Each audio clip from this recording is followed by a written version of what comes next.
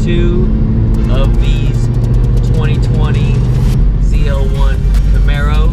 If y'all haven't seen part one, go back a few videos on our YouTube channel and take a look at it. It shows you the build and dyno process of these 2020 ZL1 Camaro. This thing is sporting our 1200 horsepower package. We included a centrifugal supercharger in this one. So it does have the ProCharger F1A 94 head unit. This car does run on straight E85, no methanol. We added a Holley port injection system for it. So it has a second set of injectors for port injection to give us all the fuel we need while making, we kept it around 20 pounds of boost, and it made roughly 1,030 something rear wheel horsepower. So let's just call it, we have a solid 1,000 rear wheel horsepower car with no methanol on it. And to keep the drivetrain in one piece, we went ahead and upgraded to a McLeod twin disc clutch like we do on most of our street and strip builds we do that are cars that are making over 1,000 horsepower. The clutch pedal's super nice on it, not too crazy aggressive, and it will hold the torque without coming apart.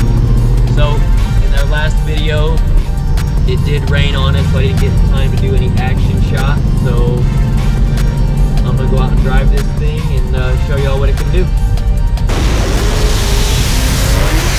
All right, guys, got a good one for you today. We are in V's 2020 ZL1 Camaro.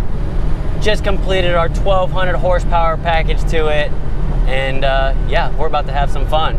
That was the first of hopefully a few more of these things.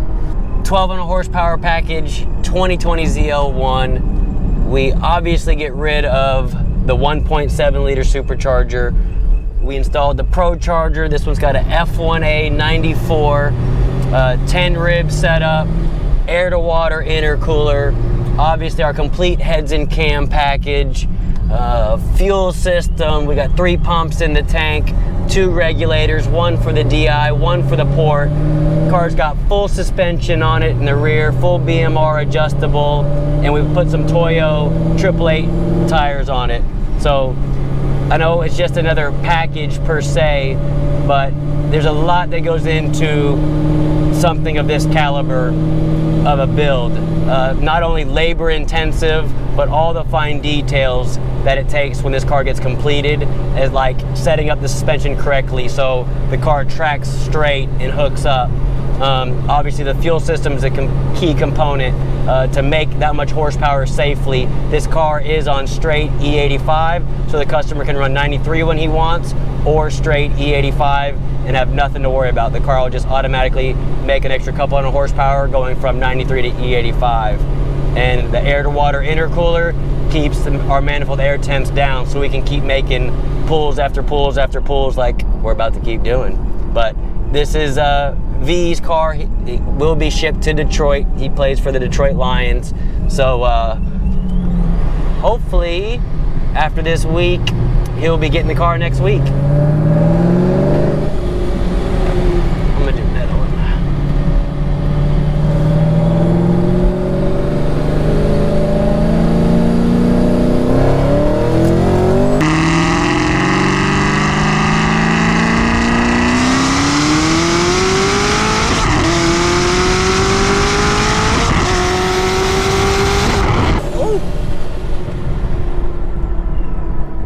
Stuff flying at you is never a good thing. God, that scared the crap out of me and I missed third gear. Oh, that hurt. Oh, I don't like doing that. We won't do that again. I should try to really look over these cars before I test drive them like that. Holy crap. Yeah, air temps are still killer. God, this car is so much fun. I'm gonna go back and do that again.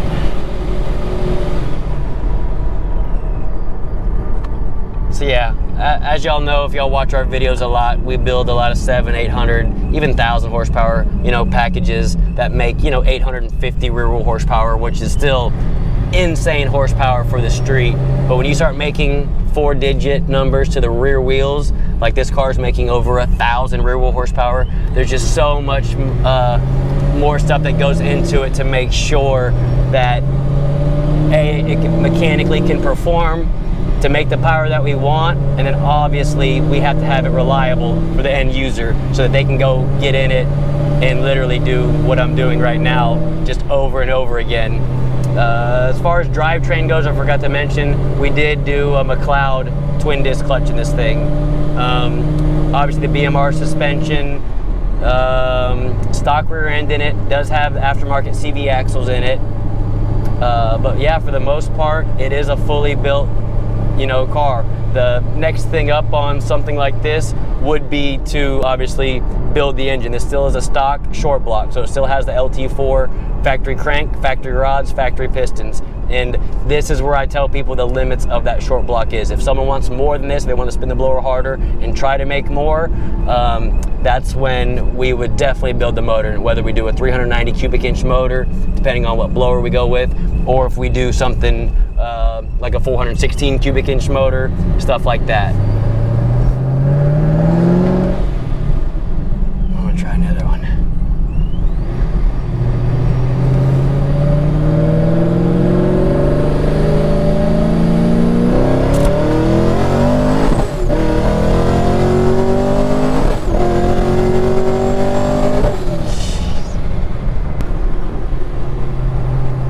See if the GoPro camera's still back there. Sorry guys, I still think it's back there, so hopefully we'll get some good footage, some 360 stuff for you.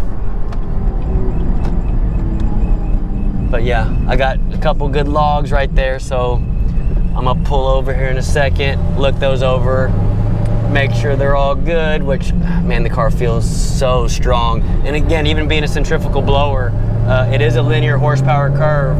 I am keeping traction control on. I'm not gonna lie, I mean, this thing would be a lot worse traction control off, but even with traction control on, centrifugal blower, I'm at 3,500 RPMs when I'm stabbing it. I mean, it's traction control lights flashing at me, but it still goes. You know, most centrifugal blower cars, you know, you kind of just, it slowly takes off, and then it will, you know, it definitely puts you in the seat the higher the RPMs go. But this car, even at 3,500, 4,000, I mean, it's moving right away because we're spinning the blower pretty good. I want to say it's making right at 20 pounds of boost. I can go back and look at the dyno graphs, or we might share the dyno graphs with y'all in this video. Yeah, I'm gonna pull over right now, check these logs out, and then maybe we'll make a few more rips.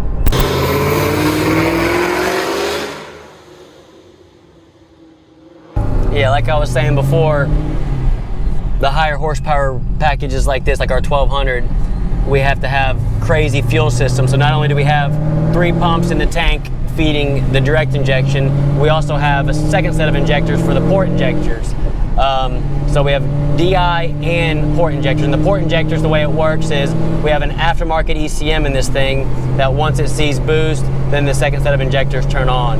So it's like a supplemented fuel system, right?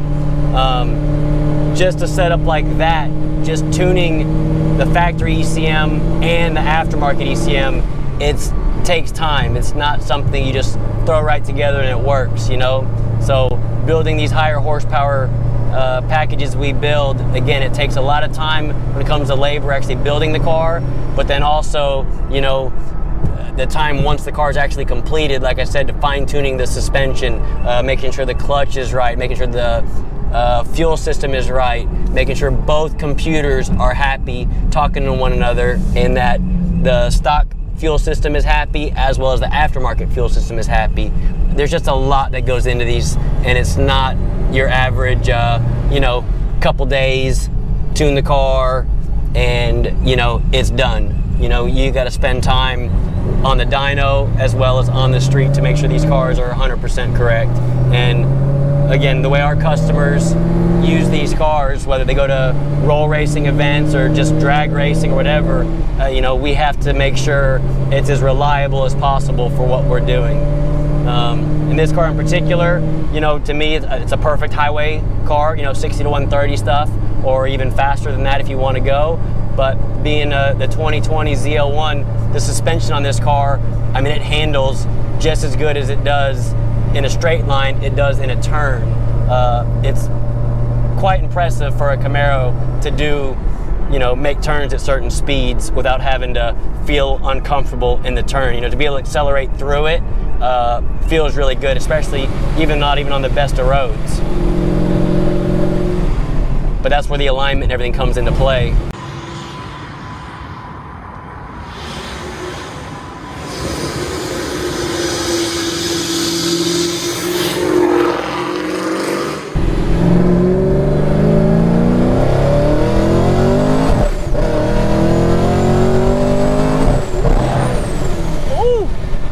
That one hurt. Dean, you have to edit that one out. Oh my God, this car is so much fun to drive. Like I said, all around car, just to be able to hop in it and drive it to work every day if you really wanted to. But just on a Saturday night to take it out to dinner and cruise it.